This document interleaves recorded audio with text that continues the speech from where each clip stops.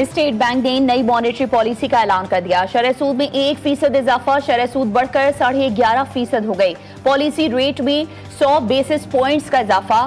27 April کے اجلاس میں اہم معاشی فیصلے کیے گئے. مہنگائی پر قابو پانے کے لیے شرح سود میں اضافہ کیا گیا. مالیاتی استحکام کے لیے سخت پالیسی اپنا لی گئی.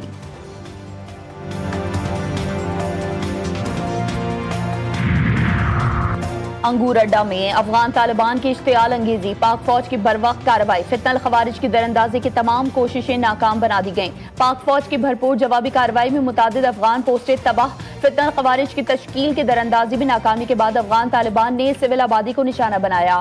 فائرنگ کے نتیجے میں 2 خواتین سمیت 3 شہری زخمی ہوئے. اہل علاقہ کی افغان طالبان کی فائرنگ کی مذمت, پاک فوج سے جوابی کارروائی کا مطالبہ. پاکستان اور چین کے درمیان 3 بڑے معاہدے طے. مفاہمتی یادداشتوں پر دستخط کی تقریب, صدر آصف علی زرداری کی شرکت. کراچی کے لیے سمندری پانی کو قابل استعمال بنانے, زرعی ٹیکنالوجی میں جدت اور چائے کی صنعت کے فروغ پر تعاون. معاشی اور تجارتی روابط کو وسعت دینے, سرمایہ کاری کے نئے مواقع پیدا کرنے اور دونوں ممالک کے درمیان اسٹریٹجک شراکت داری کو مزید مضبوط بنانے کی جانب اہم پیش رفت. صدر مملکت آصف علی زرداری نے چین کے ڈاکٹر کو ستارہ پاکستان کا اعزاز بھی عطا کیا.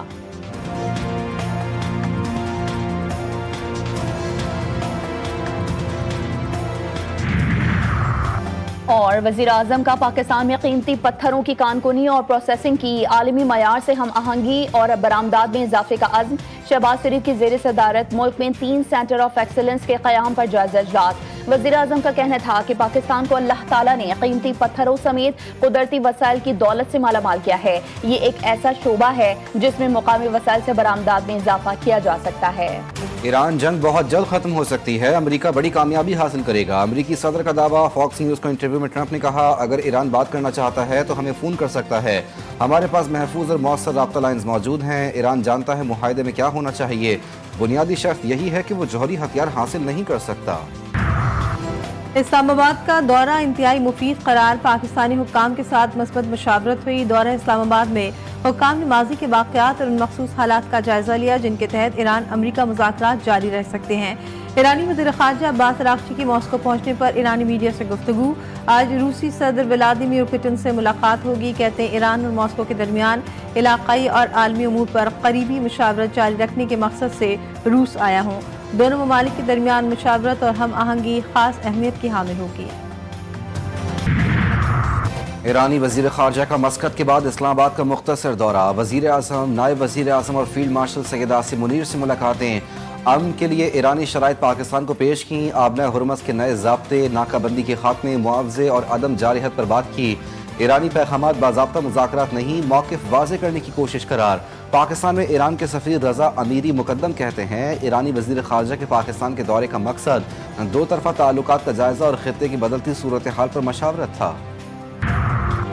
ایران کی جیت, امریکہ کی ہار. امریکہ کے تباہال طیارے عبرت کا نشان بن گئے. ایران نے جنگ کے دوران تباہ ہونے والے امریکی طیاروں کا ملبہ ٹرکس پر لاد کر نمائش کے لیے پیش کر دیا. تباہ شدہ امریکی جہازوں پر ایرانی پرچم لہرا دیے گئے. ٹرالرز پر لگے بینرز پر سپریم لیڈرز کی تصاویر آویزاں. اسرائیل کی جانب سے بڑے حملے کی تیاری. لبنان کے جنوبی علاقوں میں شہریوں کو فوری انخلا کا حکم دے دیا گیا. اسرائیلی فوج کی بفر زون سے باہر متعدد قصبوں کے رہائشیوں کو علاقہ خالی کرنے کی ہدایت کر دی. بڑی تعداد میں لبنانی شہری شمال کی جانب نقل مکانی پر مجبور. جنگ بندی کے باوجود اسرائیلی کارروائیاں جاری. صہیونی حملوں میں گزشتہ 1 روز کے دوران کم از کم 14 افراد شہید. ٹرمپ پر حملہ کیسے ہو گیا, دنیا حیران. عالمی میڈیا نے سیکیورٹی پر سنگین سوالات اٹھا دیے. بی بی سی نے سوال کیا کہ ایک مسلح شخص سخت نگرانی کے باوجود صدر کے اتنا قریب کیسے پہنچ گیا. روسی میڈیا نے اسے ممکنہ قاتلانہ یا توجہ حاصل کرنے کی کوشش قرار دیا. جرمن میڈیا نے بھی حفاظتی حصار ٹوٹنے پر تشویش کا اظہار کیا.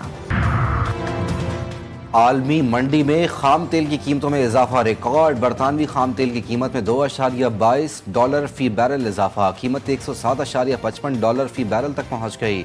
امریکی خام تیل بھی $2.02 اضافے سے $96.42 فی بیرل ہو گیا.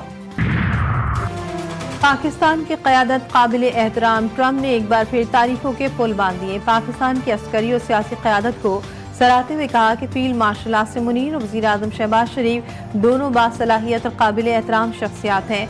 दावा किया कि दुनिया भर में 8 मुमकिन जंग रुकवाई जिनमें भारत और पाकिस्तान के दरमियान बढ़ती हुई कशीदगी भी शामिल थी। पाक भारत जंग के दौरान 11 तैयारे तबाह हुए। बरवक्त सफारती मुदाखलत के बाद बड़े पैमाने पर जानी नुकसान से बचाव मुमकिन हुआ। गवर्नर जमील अहमद की ज़ेर सदारत स्टेट बैंक की मॉनेटरी पॉलिसी कमेटी का इजलास, नई शरह सूद का ऐलान किया जाएगा। इस वक्त शरह सूद 10.5% है। इजलास के दौरान महंगाई, तेल की कीमतों से मुतालिक पॉलिसी का जायजा भी लिया जाएगा। इस्लामाबाद में तजावुज़ात के खिलाफ बिला इम्तियाज ऑपरेशन मेरियट और अयूब चौक के करीब ग्रीन बेल्ट पर कायम FC के कैंपस को मिसमार कर दिया गया। वज़ीर दाखिला मोहसिन नकवी ने खुद ऑपरेशन की निगरानी की।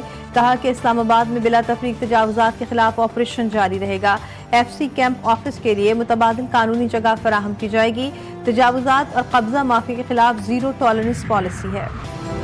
कराची में मैट्रिक इम्तिहानात के दौरान नकल माफिया बेलगाम, तालीमी निज़ाम को शदीद नुकसान। बोर्ड इंतजामिया समेत दीगर इदारे नकल की रोकथाम में नाकाम। इम्तिहानात महज रस्म बन गए। नवी जमात रियाजी का पर्चा इम्तिहान शुरू होने से कबल ही वायरल हो गया। FIA और साइबर क्राइम भी सिर्फ बातों की हद तक महदूद। कराची में शदीद गर्मी, सूरज आग बरसाने लगा। पारा 33 डिग्री सेंटीग्रेड रिकॉर्ड 37 डिग्री तक जाने की पेशगोई। शिद्दत 41 डिग्री सेंटीग्रेड तक महसूस की जाएगी। अर्ली वार्निंग सेंटर के मुताबिक आइंदा चंद रोज शहर का मौसम निस्बतन गर्म रहने की तवक्को है। मुल्क के बेशतर इलाकों में मौसम गर्म। खैबर पख्तूनख्वा, इस्लामाबाद और रावलपिंडी में आज शाम आंधी गरज चमक के साथ बारिश मुतवक्के। सिंध, पंजाब और बलूचिस्तान के मैदानी इलाकों में गर्मी बरकरार रहेगी। कोयटा में फन गाला का इनेकाद, बच्चियों और खवातीन ने हाथ से तैयार करदा मसनूआत के स्टॉल्स लगाए। रंग बिरंगी ज्वेलरी और डेकोरेशन आइटम्स ने शुरा की तवज्जो हासिल कर ली। कैलीग्राफी, नील आर्ट और मोमबत्तियां स्टॉल्स की खास कशिश बन गईं।